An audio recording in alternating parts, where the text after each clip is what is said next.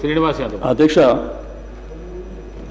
ధన్యవాదాలు తెలియజేస్తూ, ఇప్పుడు మొన్న 2 days బ్యాకే 3 రోజుల క్రితమే చెప్పినాం అధ్యక్ష, ఇప్పుడు బడ్జెట్ మీద మాట్లాడాలనేటువంటిది మీరు అవకాశం ఇచ్చారు అధ్యక్ష.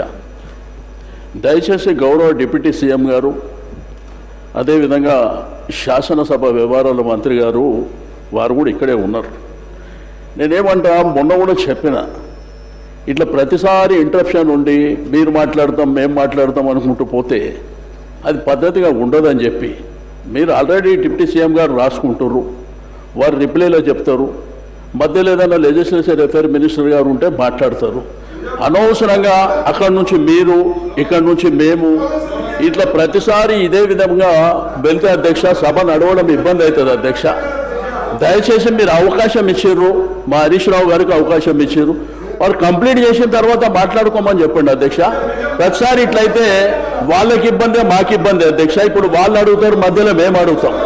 కాబట్టి దయచేసి మీకు రిక్వెస్ట్ చేసేది, దయచేసి మధ్యలో ఎవరికి అవకాశం ఇవ్వకుండా వారు కంప్లీట్ చేసిన తర్వాత మీరు మాట్లాడుకోండి. సార్ అధ్యక్ష, శ్రీనివాస్ యాదవ్ గారు నీతులు మాకు చెప్తా ఉన్నారు అధ్యక్ష. అటువైపు కూడా అందరికి చెప్తే బాగుంటుండే అధ్యక్ష.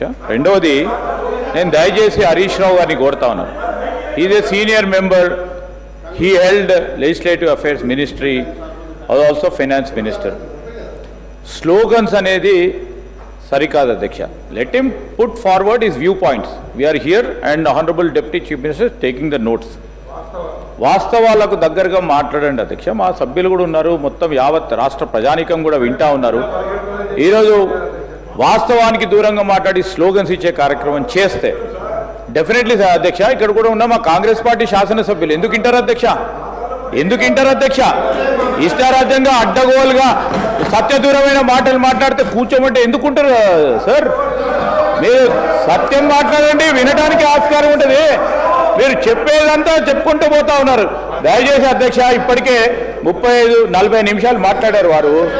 దయచేసి మొత్తం అన్ని సబ్జెక్ట్స్ అయిపోయినాయి అధ్యక్ష. వారిది సబ్జెక్ట్స్ అన్ని మాట్లాడినరు. మహిళల గురించి మాట్లాడినరు, సంక్షేమాన్ని గురించి మాట్లాడినరు, విద్యార్థుల గురించి మాట్లాడినరు, ఉన్న సబ్జెక్ట్స్ అన్ని మాట్లాడినరు, పరిశ్రమలకు సంబంధించి అన్ని సబ్జెక్ట్స్ మాట్లాడిన మళ్ళీ ఇంకేంది అధ్యక్ష? దయచేసి కంక్లూడ్ చేయమని కోరుతా ఉన్నాను అధ్యక్ష.